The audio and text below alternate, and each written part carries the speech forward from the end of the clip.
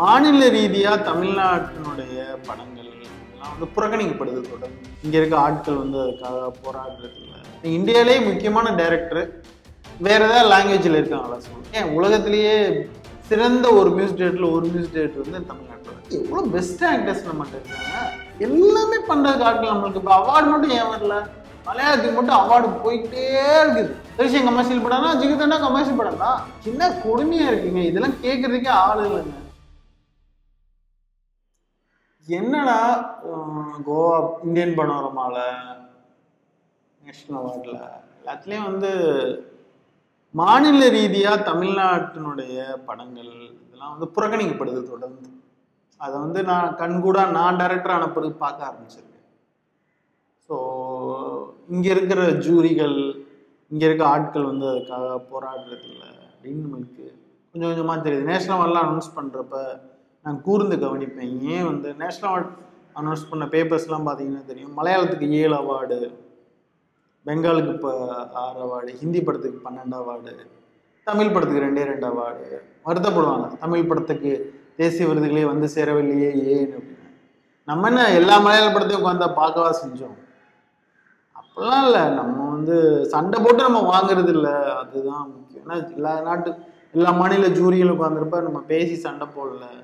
நம்ம எந்த விதத்துலையும் வந்து மற்றவங்களுக்கு குறைஞ்சவங்களே இல்லை. டெக்னிக்கலாக நம்மளோட வளர்ச்சி வந்து எங்கேயோ இருக்குது. நீ இந்தியாவிலேயே முக்கியமான டைரக்டர் வேற ஏதாவது லாங்குவேஜில் இருக்காங்களா சொல்லுங்க.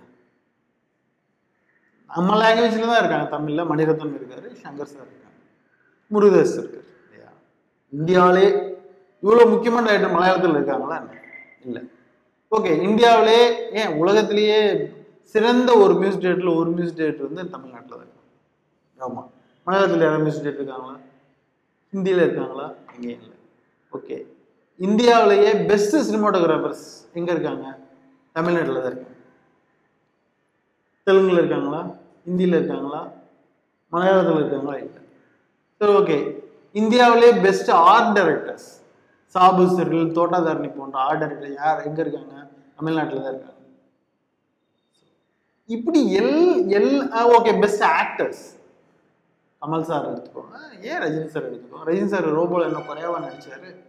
அவ்வளோ ஸ்டைன் பண்ணி அவ்வளோ பியூட்டிஃபுல்லாக பெர்ஃபார்ம் பண்ணி. தனுஷ் எடுத்துக்கோங்க, விக்ரம் எடுத்துக்கோங்க. எவ்வளோ பெஸ்ட் ஆக்டர்ஸ் நம்மகிட்ட இருக்காங்க. நம்ம அவார்ட்லாம் கொடுத்துட்டோமா? நான் வருஷம் சிவாஜி கணேசன் கொடுக்கல, நம்ம யாருக்கும் கொடுக்காம விட்டுருக்கோமே. ஆக்ட்ரஸ் எந்த விதத்தில் நம்ம ஆக்டர்ஸ்லாம் குறைஞ்சி போயிட்டாங்க. ஸோ எல்லாமே பண்ணுறதுக்கு ஆட்கள் நம்மளுக்கு இப்போ அவார்டு மட்டும் ஏன் வரல? மலையாளத்துக்கு மட்டும் அவார்டு போய்கிட்டே இருக்குது. அவங்க சண்டை போடுறாங்க, ஃபைட் பண்ணுறாங்க. நம்ம ஆளுக்கு சண்டை போடுறதுக்கு பவரில் கேட்டால் அந்த அர்ச்சனா மாதிரி நடிகைகள் என்ன சொல்கிறாங்க? தமிழில் அப்படி ஒன்றும் நல்ல படம் இல்லை. அப்படின்னா மலையாளத்தில் அதோட பெரிய நல்ல படம் வந்துருச்சா? என்ன கேளு, காமெடியாக இருக்குது. இங்கே பண்ணையார் மத்திய நல்ல படம் இல்லையா? ஜிகிதண்டா நல்ல படம் இல்லையா? நீங்கள் வந்து திருஷ்யத்தை மட்டும் செலக்ட் பண்ணுவீங்க, தமிழுக்கு நல்ல படத்தை செலக்ட் பண்ண மாட்டீங்களா?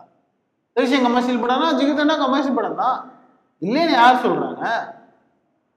ஏன் செலக்ட் பண்ணல? ஏன் ஓனை ஆட்டுக்குட்டி செலக்ட் பண்ணல? ஓனை ஆட்டுக்குட்டி நல்ல படம் இல்லையா? சின்ன கொடுமையாக இருக்குங்க. இதெல்லாம் கேட்கறதுக்கே ஆள் இல்லைங்க. ரொம்ப அராஜகமாக இருக்குது. இந்து தமிழில் மட்டும் ஏதோ ஒரு சின்ன கட்டுரை எழுதிங்க, அவ்வளோதான். அதுக்கு சீந்தறது கூட ஆள் கிடையாது.